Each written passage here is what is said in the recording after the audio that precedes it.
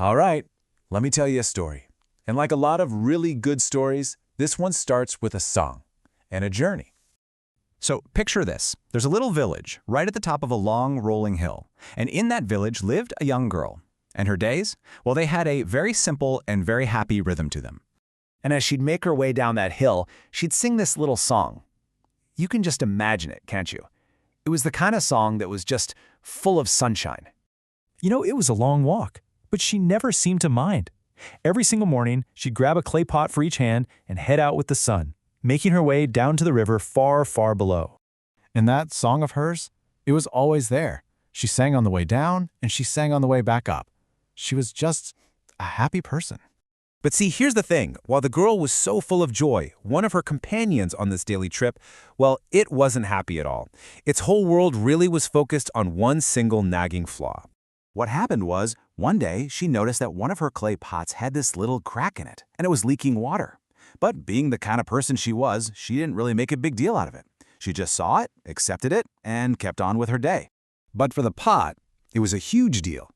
You have the perfect pot on one side, always carrying a full load of water home. And then you have our leaky pot, which was only ever half full by the time they got back.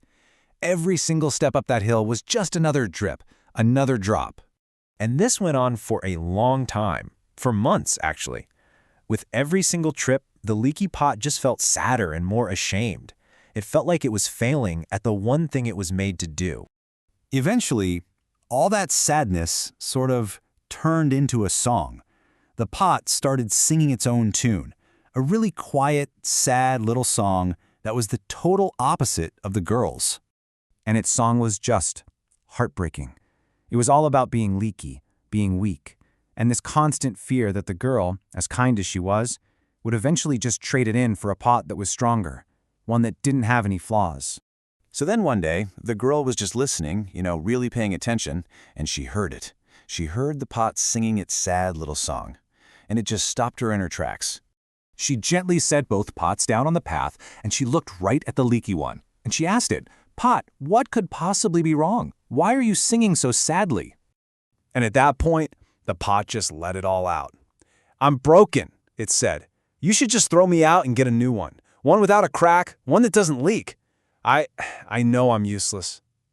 But the girl, she didn't see a useless pot at all. She saw something completely different.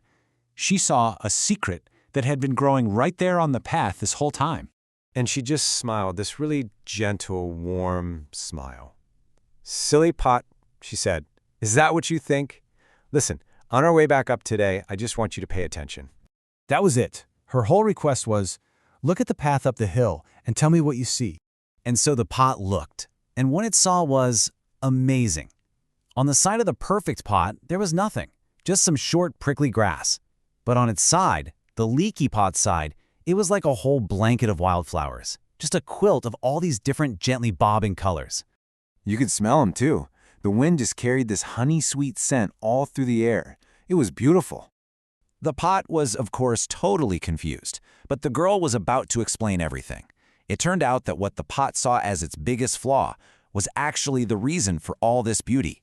"See," the girl said, "I planted these wildflower seeds months ago, and every single day, without even knowing it, you've been watering them with your leek." And she showed the pot how those flowers had spread joy all through the village. People had gathered them and put them in vases. Women were weaving them into their hats. Men were even gathering them into little bouquets for the people they loved. That sweet scent and those bright colors, they were just everywhere. And everywhere you saw them, you saw smiles.